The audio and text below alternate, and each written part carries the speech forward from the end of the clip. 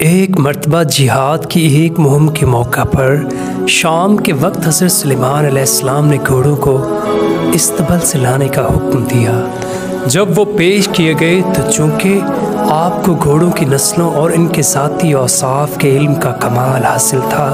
اس لیے جب آپ نے ان گھوڑوں کو اصیل، سبک رو اور خوش رو پایا اور یہ ملاحظہ فرمایا کہ ان کی تعداد بہت زیادہ ہے تو آپ پر مسرت و انبساط کی کیفیت طاری ہو گئی، اور آپ فرمانے لگے کہ ان گھوڑوں سے میری محبت ایسی مالی محبت ہے جو پروردگار کے ذکر ہی کا ایک شعبہ ہے۔ حضرت سلیمان علیہ السلام کے اس غور و فکر کے درمیان گھوڑے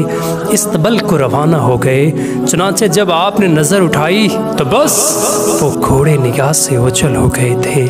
تو آپ نے حکم دیا کہ ان گھوڑوں کو واپس لے آؤ۔